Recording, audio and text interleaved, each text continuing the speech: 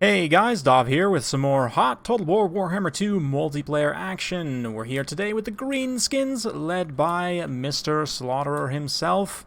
Gonna be taking on Namru's Dark Elves, so let's get to it here. AZHAG up on Skull Muncher there. We've got 5 Goblins, 2 Black Orcs, 3 Fanatics, including the Unbreakable 8-Peak Loons. We've also got a Night Goblin Shaman for additional zaps and magic.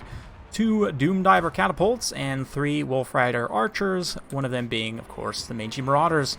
For Namru's Dark Elves here, he's got the High Beastmaster, Dark Riders with repeater crossbows, 4 of them, ROR Harpies, the Crows of Cain, also got Bleak Swords and Witch Elves, along with the Chill of Sontar and a Sorceress Lore of Beasts, a couple of melee Dark Riders as well. So yeah, pretty good stuff. You can see I'm focusing my Doomdivers on the Beastmaster. Of course, we know from previous replays that Doomdivers are fantastic anti-air tools, and since the Beastmaster doesn't have any kind of healing, I'm in a pretty good situation here. I popped the wall on AZHAG, obviously pops the whole army too, but I was hoping I could get some good hits in on the Beastmaster. He does have Stand Your Ground Beast Slaver active, and he can now pop Tormentor Sword, and because he's close enough within range of this Lore of Beasts Summoner, he is going to be able to pull a Manticore up and do a lot of damage to AZHAG. I was hoping with the Wa that he could still get in and hit the Beastmaster pretty hard, even with the Tormentor Sword. But yeah, AZHAG getting beat up pretty bad here, which is definitely not great for me. Take a look at kind of the overarching battle here. You can see I wasn't able to get in contact while that Wa was active, unfortunately. So we didn't really get great value on the rest of my army. It was honestly a little bit wasted, but Black Orcs will clean up Witch Elves pretty well. Unfortunately, taking the charge there is not the best, but also not the worst thing that's ever happened to anyone. Meanwhile, in the back, you can see I have forgotten about my Spider Riders, who are hidden in the woods, pulled out to protect the Doomdiver, which they are absolutely not doing as the Crows of Cain finish them off. The Summon Manticore also punting a poor little Night Gobbo as we get some Fanatics cast across the back. They'll do a lot of damage to those Witch Elves in particular. If we can get casts into the Dark Rider blobs as well, like this Dark Rider blob, potentially.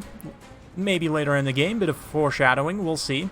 But the Spider's kind of able to push the Cairns of Cain off. Unfortunately, the Doomdiver crew was scattered to the wind there. But yeah, the Doomdivers will continue to apply consistent pressure against the Beastmaster here. He can come in and Tormentor Sword these Wolf Rider Archers. Looks like opting not to use it, instead just letting them kind of escape there. And beautiful side-shotting breath, though, just rips apart the Goblins here, immediately routing them, does a ton of damage to these Black Orcs as well. So pretty good stuff there. See the balance of power, not really liking my chances too much. Summon Manticore does go down, thankfully, there. That means a lot of these troops are going to start coming back from rout. And likewise, you know, we still got some good sustain in the front line. Still good numbers of Goblins. The Black Orcs are pretty beat up, but they're, you know, they're feeling relatively good in terms of their leadership and stuff. Now putting these Spider Riders out here, the melee Dark Riders will countercharge them and do some good damage. As you can see, trying to bail out that last Doomdiver from the Crows of Cain. Beast Slaver comes back in, pops that Tormentor Sword, and these Spider Riders are going to get absolutely eliminated. That being said, Doomdivers have been able to apply consistent pressure to the Beastmaster, so because we routed the Cairns of Cain there, managed to terrify them away, the Doomdiver will still be firing and getting consistent hits on the Beastmaster, so not all is lost. It's just almost all lost at this point. Balance of power turning more and more against me here. Yeah, Black Orcs will continue to slug it out, but that Hydra is definitely going to be a big problem. I don't have that great of tools. The Wolf Rider Archers have been able to do some pretty cost-effective range damage to it, but it's not nearly as much as I would have needed. We do manage to catch these Dark Riders a little bit isolated here with some Spider Riders, and a little bit of a mistake. This Beastmaster pulls up and does not dive down. I mean, granted, if he had dived the Doomdiver, how about that? If he dived on the Doomdiver there, I could have countercharged him with AZHAG and like rear charged him and potentially routed him off. But yeah, unfortunately he takes a couple point blank Gobbos to the face and that routes him off. The Dark Riders are then going to come get this Doomdiver shut down, but might not be enough. The Beastmaster has about 200 hit points left. He may come back from rout, but over here, AZHAG just helping to secure this pocket. Dark Riders, Fanatics, able to rout off those, the Goblins and Fanatics, rather. Able to rout off the Dark Riders. We do have this Doomdiver Catapult crew coming back as well, so we can get them back on their artillery tools if I can spot them. They're a little hard to spot against this red background, but it looks like there's one right here, and fun fact, you don't actually have to, as long as it's the same type of artillery, you don't have to actually remount the ones that they were using before. Like, the Doom Diver crew could go mount the other unit's machinery. Fun fact, but a lot of you guys didn't know that. But anyway, Wolf Rider Archers trying to expend the last of their ammunition here very efficiently. Basically, all targets to shoot at this point are valid. I should be focusing everything on the Hydra if I can, but honestly, the Dark Riders are a pretty big threat also. They still have a lot of ammunition, a lot of models, and they're pretty good in combat as well. But this is a big danger for me. Second Feral Manticore summon being popped there. You can see the Beastmaster did come back from route. It's kind of chilling in the background right now. Looks like he's going to start making his way back over, but I need to get AZHAG away from that Manticore. It's basically do or die time right now, so AZHAG thankfully is able to pull away, and the Fanatics here staggering a lot of those Dark Riders and kind of pushing them back somewhat. Of course, it wouldn't be Fanatics without some friendly fire, so we're promptly going to hit those Black Orcs, but that's fine. We were able to bail AZHAG out of that situation, get him back up in the air, get the Wolf Rider Archers skirmishing against these Dark Riders. Very cost-effective for me, just because of the price differential there. Unfortunately, we do get tagged by the Manticore there in the air. Thankfully, didn't actually take the damage from the hit, as I able to block that one. But a Spirit Leech on the High Beastmaster here. He's down to, 174. Another cast of Fanatics going through the Dark Riders here, doing quite a bit of HP damage. Looks like it might have picked off a couple models there as well. And, yeah, the Summoned Manticore decides to go try and terrify away some of these other units on the side. AZHAG drops the Beastmaster. Just a quick charge right to the face, and he is unmounted, unbeasted, unmanticored. I don't know. I was going to say unhorsed, but that's not correct. Anyway, the Supreme Sorceress, likewise, has taken a lot of... Or not Supreme, just regular Sorceress. She's not doing great, though. Definitely routing. So, AZHAG, at this point, can try and stay mobile. We are teetering on critical army losses, though, right here, folks. You can see barely just bringing the balance of power back, but I was very, very close to losing it all right there. We do start to shatter some units, though. AZHAG, his Terror, of course, going to be very strong in this late game against these tattered Elf units. And if we can finish off this Hydra, you can see the Chill of Sontar getting pretty low. Its leadership is just about to give out. Let's see if it does get that healing proc. Could be a big issue for me. Dark Rider's getting a really nice rear charge here as well. That's going to rout off most of my units there. Of course, the Unbreakable 8-peak Loons, all 12 of them continuing to fight. But, yeah.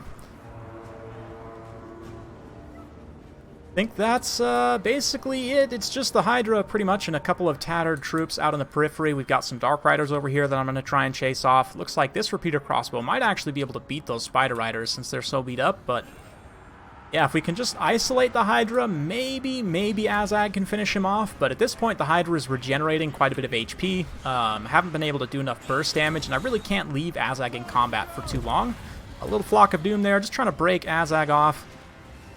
He does terrify away and rout off both of these units. It's great. Likewise, the Bleak Sword's going away.